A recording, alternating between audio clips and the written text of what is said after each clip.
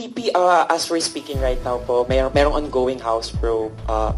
Actually, a minutes ago, former Undersecretary Gloria Mercado says you gave her envelopes containing 50,000 each from February to September 2023 when she was with HOPE, or the Health Orchestrate Positive Learning, a DepEd project. She believes it could be to influence her decision as HOPE. Your response po? Dapat siguro kung mag-akusa siya ng ganyan, dapat may papel siya. Tulad ng ako, pag inaakusahan ako, pag sumasagot ako, binibigay ko yung papel. Gloria Mercado is a disgruntled former employee of the Department of Education. She was let go because of loss of trust and confidence sa Office of the Secretary. Una niyang ginawa, well, hindi ko alam kung anong nauna, pero naka-strike 2 siya sa akin.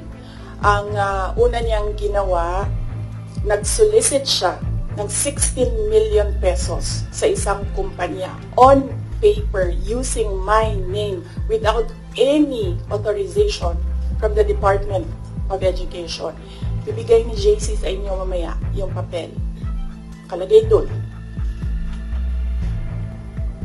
Pangalawa, noong nag-school visit ako sa Cebu,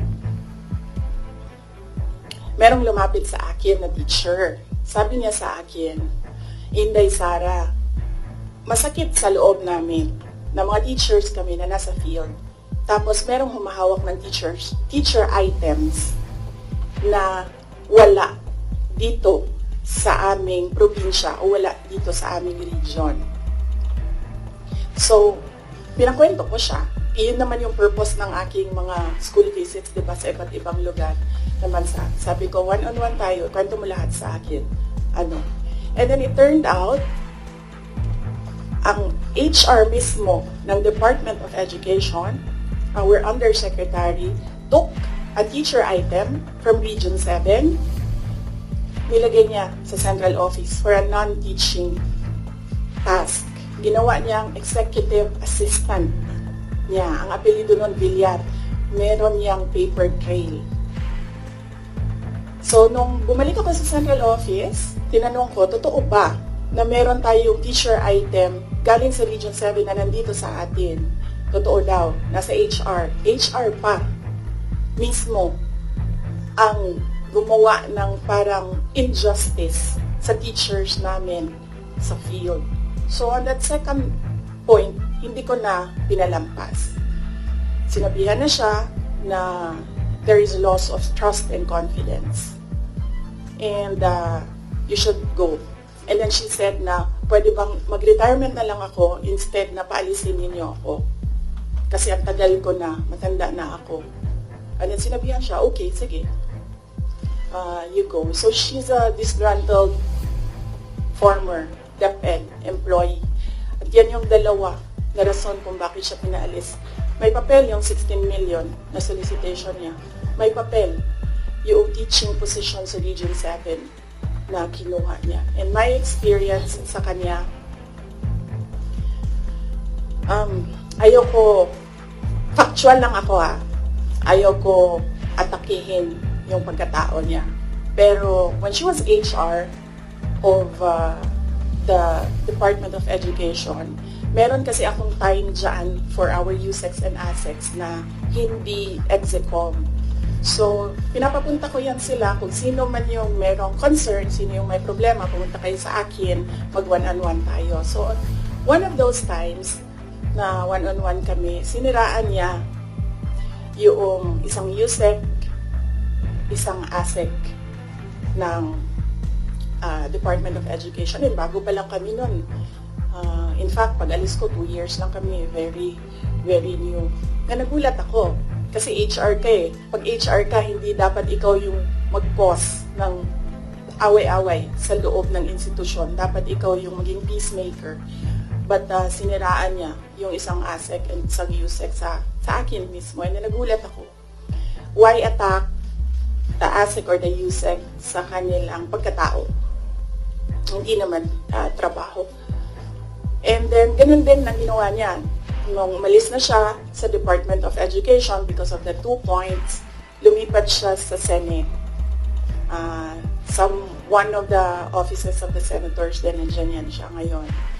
And yung isang kaibigan ko doon sa Senado, narinig namin na sige na siya atake. Inaatake niya si Michael Poa, si Reynold Monsayak, si Gerald Chan.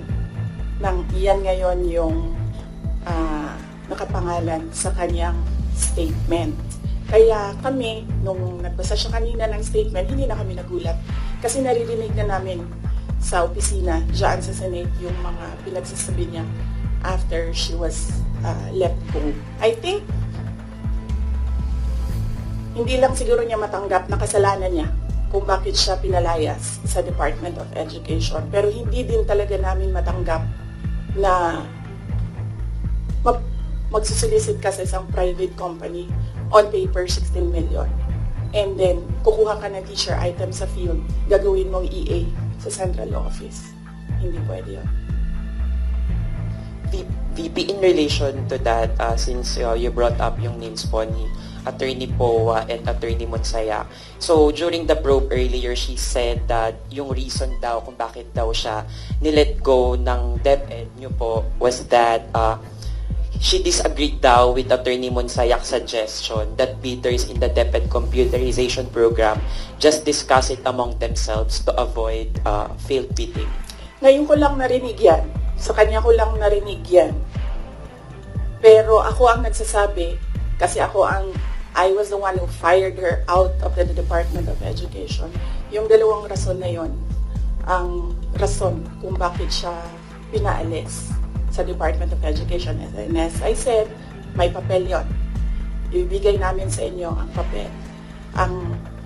Ang HR record ni Villar, nasa Department of Education din. In fact, hanggang ngayon si Villar nasa region. Kasi sinabihan niya yung region bago siya umalis na ilagay yan sa region, wag yan sa teaching position. Pero that person is holding a teaching position.